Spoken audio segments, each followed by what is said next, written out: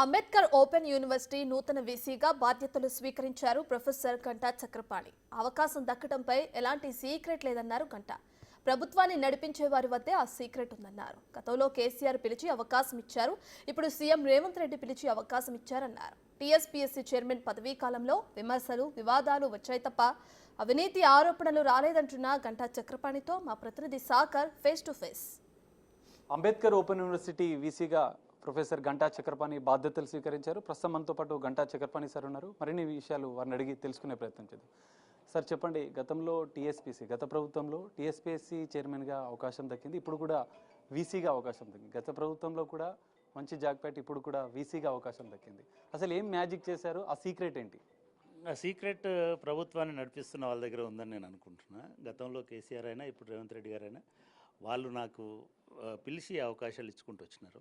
వారికి నేను కృతజ్ఞుడిగా ఉంటాను. ముఖ్యంగా చాలామంది ఏమనుకుంటారంటే ఒక ప్రభుత్వానికి దగ్గర ఉన్నటువంటి వ్యక్తి ఇంకో ప్రభుత్వానికి దూరంగా ఉంటాడని అనుకుంటారు. కానీ నాకు మట్టుకు నేను ఈ రాష్ట్రానికి తెలంగాణకు దగ్గరని కాబట్టి బహుశా ప్రభుత్వాలు కూడా నన్ను దగ్గరికి తీస్తున్నాయి, లేదా నాకు ఇటువంటి అవకాశాలు ఇస్తున్నాయని నేను అనుకుంటున్నాను.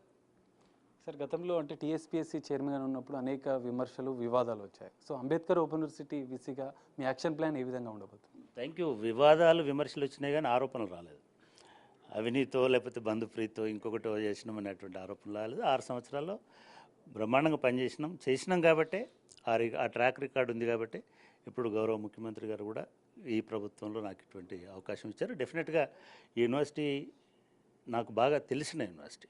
నేను ఒక 32 సంవత్సరాలు యూనివర్సిటీలో పనిచేసాను. ఒక రకంగా నా లైఫ్ని మౌల్డ్ చేసినటువంటి యూనివర్సిటీ. ఇవాళ యూనివర్సిటీని కూడా కొంత నేను కాంట్రిబ్యూట్ చేయాల్సినటువంటి బాధ్యత నాకు ఉందని నేను అనుకుంటున్నాను.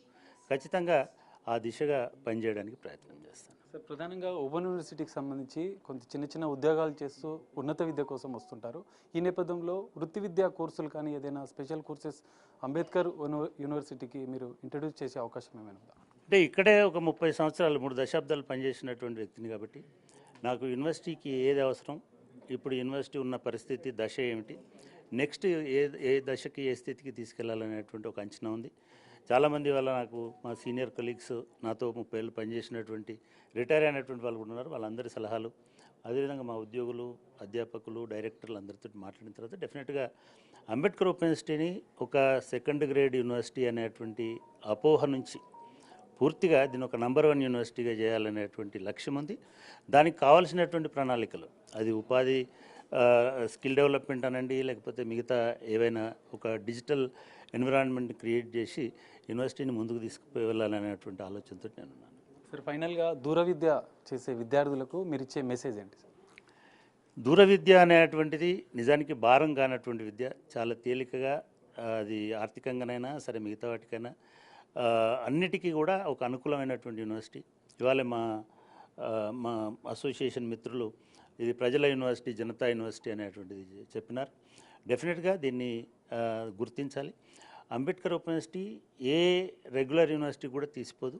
ఇది కూడా యూజీసీ ఆమోదించినటువంటి కోర్సులనే రన్ చేస్తుంటుంది. యూజీసీ గుర్తింపు ఉన్నటువంటిది. అంతేకాదు నాకు ఏ గ్రేడ్లో ఉన్నటువంటి కొన్ని యూనివర్సిటీలలో doctor BR Ambedkar open university ఒకటి.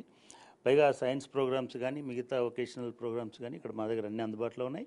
కాబట్టి ఎటువంటి అనుమానం లేకుండా అంబేద్కర్ ఓపెన్ యూనివర్సిటీని తమ యూనివర్సిటీగా భావించాలని నేను విద్యార్థులకు విజ్ఞప్తి చేస్తున్నాను. Thank you sir. Thank you. So ఇది విషయం, అంటే స్కిల్ డెవలప్మెంట్ కోర్సులను ప్రవేశపెడుతూ అంబేద్కర్ ఓపెన్ యూనివర్సిటీని నెంబర్ 1 యూనివర్సిటీగా తయారు చేయడమే లక్ష్యంగా పనిచేస్తానని గంటా చక్రపాణి సార్ చెప్తున్న పరిస్థితి. కెమెరామెన్ వేణుతో కలిసి సాగర్, బిగ్ టీవీ, హైదరాబాద్.